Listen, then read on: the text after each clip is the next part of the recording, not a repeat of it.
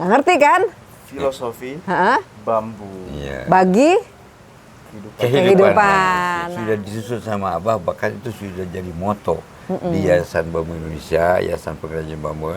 Serumpun bambu sejuta makna, serumpun bambu sejuta manfaat, serumpun bambu sejuta karya, serumpun bambu sejuta pesona. Dengan serumpun bambu memoko dunia. Ada keagungan, ada keajaiban di dalam tanaman ini, di dalam bambu. Ada hubungannya dengan kehidupan manusia. Misalnya, bambu itu dibanding pohon lain, dia seratnya tuh lurus ke atas. Maka itu menggambarkan orang yang bermain bambu atau manusia harus jujur. Harus jujur. Bambu itu apa? Lentur. Lentur. Dia orang yang panjang umurnya, lentur, mampu mengikuti zaman. Terus bambu itu mudah tumbuh di segala keadaan. Itu juga harus ditiru oleh manusia, bisa bergaul dengan siapa saja. Di situ bumi dipijak, di situ langit dijunjung. Filosofi orang Minang kan begitu.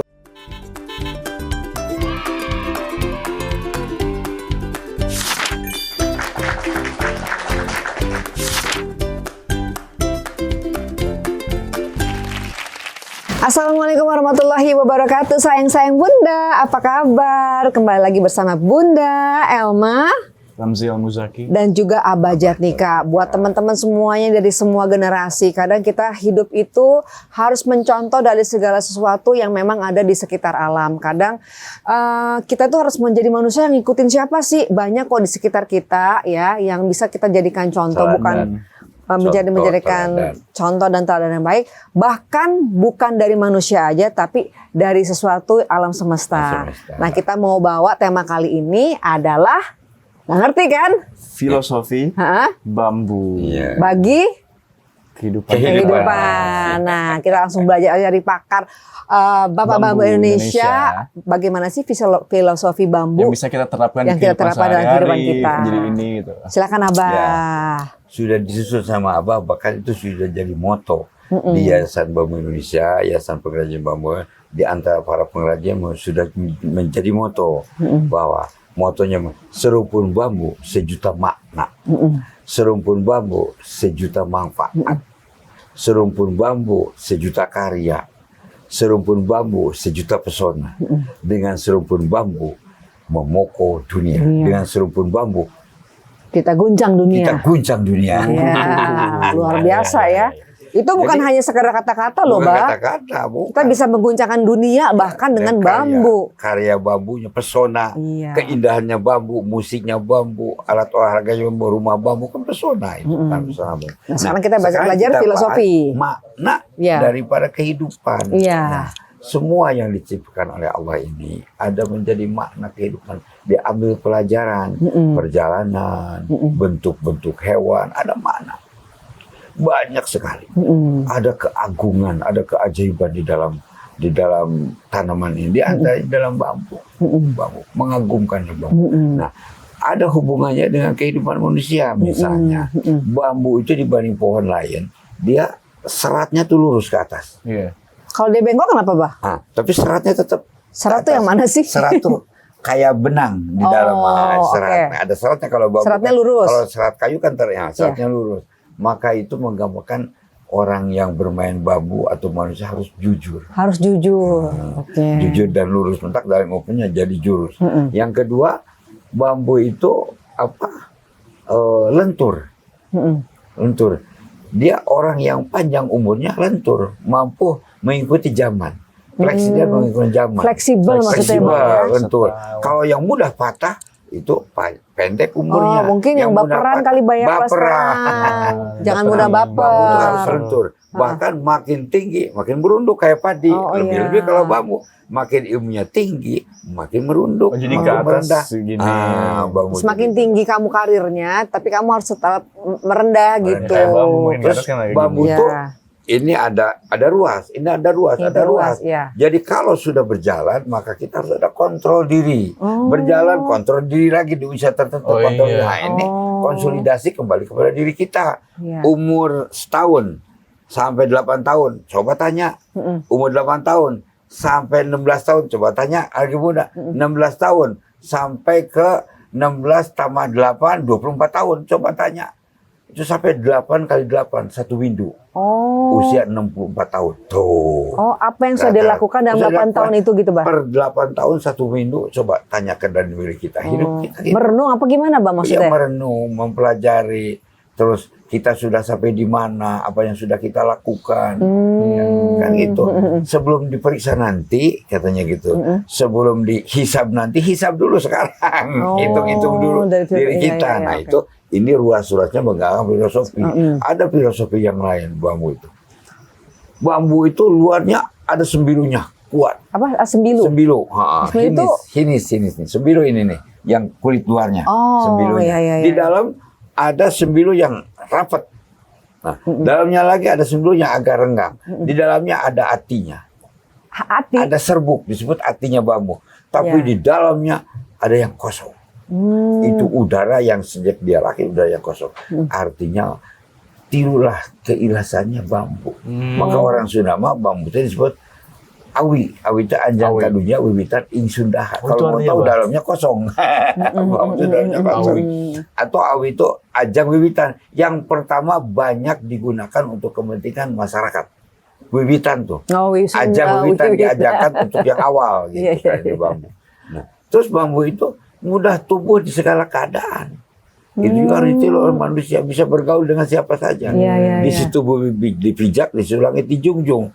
Filosofi orang Minang kan begitu. Harus bisa bergaul dengan siapa saja, mudah tumbuh. Tumbuhnya mudah. Dan bambu itu gambaran panjang umur. Ya, sekali nanam seumur hidup nggak usah nanam lagi. Langsung berumpun gitu ya, Pak ya. Dan rumpun itu menggambarkan persatuan, rasa kesatuan. Ada bambu yang merebung, ada bambu yang di atas rebung, ada bambu yang muda, ada bambu yang tua, yang setengah tua, ada bambu yang tua sekali. Nah, itu bisa 5 tingkatan dipilihnya.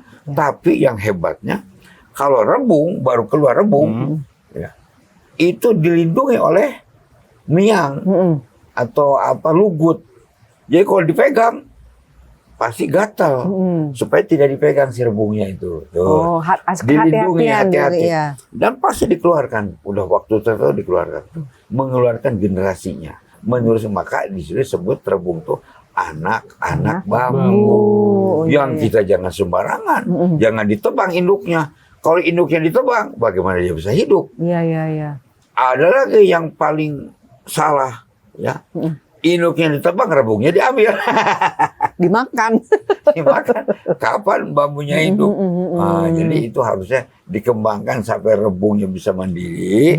Sudah jadi bambu, betul. Nah, boleh ini ditebang induknya. Jadi sangat menghormati generasi yang berikutnya. Maka di Sunda, kiwari, ngancik bihari, ayeuna sampai jaga. Tidak mungkin ada yang sekarang kalau tidak yang dahulu. Dan tidak mungkin ada yang akan datang anak-anak kita kalau tidak ada kita sekarang. Mau dititipin apa? Maka yang harus dititipin walagri jati utama. Kesejahteraan berikan kepada mereka. Ilmunya berikan kepada mereka.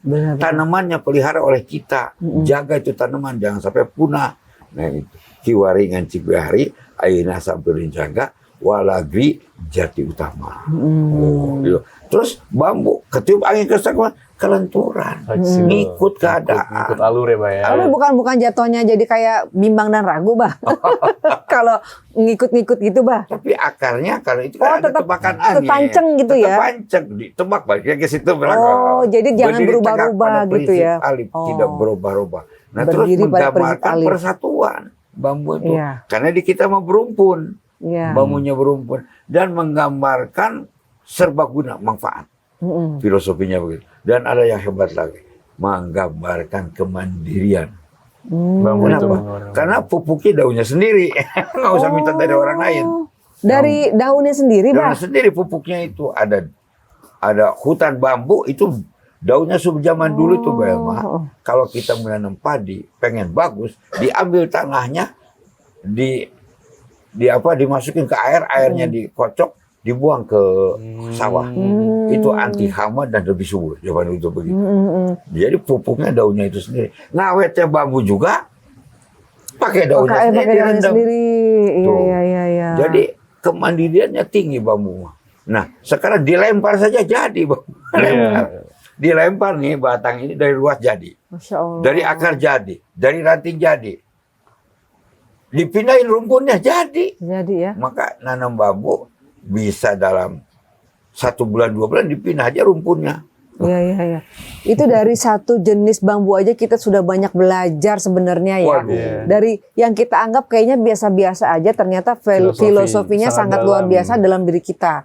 Makanya kita harus mencontoh dari bambu, karena kita ini berhubungan dengan alam ternyata ya, Bah ya. Dan yang hebat lagi bambu itu, apa yang ada di istilah bambu ada dalam tubuh manusia. Misalnya bambu ada uratnya, manusia kan ada uratnya. Iya, benar-benar. Tuh. Terus bambu ada dagingnya, manusia ada dagingnya. Iya. Bambu ada getahnya, manusia ada getihnya, ada darah. Iya. Bambu ada airnya, manusia ada air. Iya, benar-benar. Bambu ada akarnya, manusia ada kakinya. Bambu ada rambutnya, kan ada mianya rambutnya. Manusia ada rambutnya. Bambu ada ruas-ruasnya, manusia ada ruas-ruasnya tulang. Sama. 30 bagian bambu sama 30 bagian yang ada di manusia. Tapi kemanapun larinya yang hebat, di dalam bambu itu isinya kosong. Oh, Masya Allah. Itu menggambarkan keikhlasan dalam hidup. Menggambarkan ruhani dalam hidup, harus pasrah sepenuhnya pasrah. Tetap dia walaupun tubuhnya seperti apa, tetap dalamnya dia harus kosong. Ya, Bah. Karena luar biasa banget jadinya bambu itu, besarnya bambu itu ada udara yang di dalamnya. Ya. Dari rebung ada titik sekali.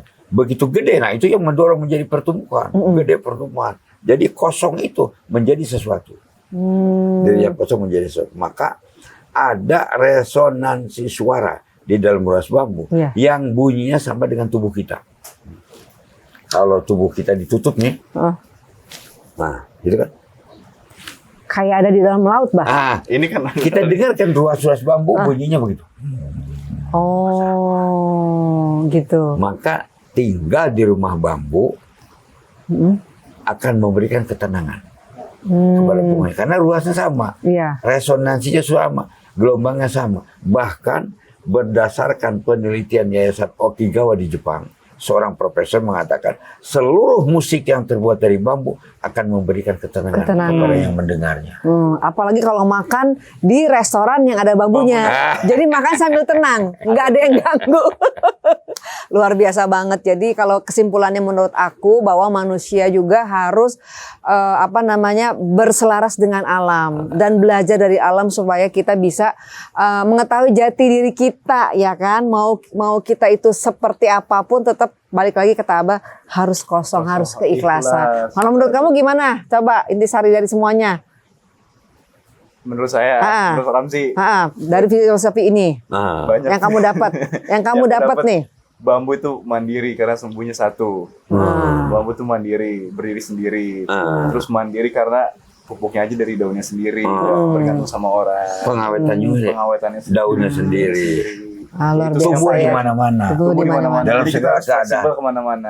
Ya, jadi teman-teman semuanya, sayang-sayang Bunda, kita harus banyak belajar. Dengan alam pun kita juga banyak belajar, karena di situ banyak sekali nilai-nilai yang berharga untuk diri kita ke depan. Amin. Dan jangan lupa ketemu lagi dengan kita di Anak-anak Bambu di episode berikutnya. Salam.